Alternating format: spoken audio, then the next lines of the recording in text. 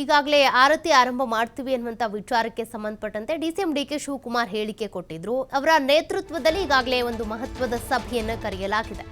ವಿಧಾನಸೌಧದ ಕಾನ್ಫರೆನ್ಸ್ ಹಾಲ್ನಲ್ಲಿ ಈ ವಿಚಾರಕ್ಕೆ ಸಂಬಂಧಪಟ್ಟಂತೆ ಸಭೆಯನ್ನ ಕರೆದಿದ್ದಾರೆ.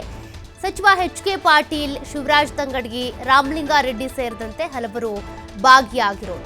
ಮಂಡ್ಯ ಡಿಸಿ ಹಾಗೂ ಜಲಸಂಪನ್ಮೂಲ ಅಧಿಕಾರಿಗಳು ಈ ಸಭೆಯಲ್ಲಿ ಭಾಗಿಯಾಗಿದ್ದಾರೆ. ಕಾವೇರಿ ಆರತಿಗೆ ಸಂಬಂಧಿಸಿದಂತೆ ಮಾಹಿತಿ ಸಂಗ್ರಹ ಮಾಡ್ತಿದ್ದಾರೆ. ಕಾವೇರಿ ತಟದಲ್ಲಿ ಆರತಿ ಮಾಡಬೇಕು ಅನ್ನುವಂಥ ವಿಚಾರಕ್ಕೆ ಸಂಬಂಧಪಟ್ಟಂತೆ ಈಗಾಗಲೇ ಡಿಸಿಎಂ ಡಿಕೆ ಶಿವಕುಮಾರ್ ಅವರು ಹೇಳಿಕೆ ಕೊಟ್ಟಿದ್ರು. ಅಲ್ಲೂ ಕೂಡ ಆರತಿ ಮಾಡಬೇಕು ಅಂದರೆ ಗಂಗಾ ಆರತಿ ರೀತಿಯಲ್ಲೇ ಕಾವೇರಿ ಆರತಿಯನ್ನು ಕೂಡ ಮಾಡಬೇಕು, ಅದನ್ನು ಶುರು ಮಾಡಬೇಕು ಅಂತ ಹೇಳಿದ್ರು.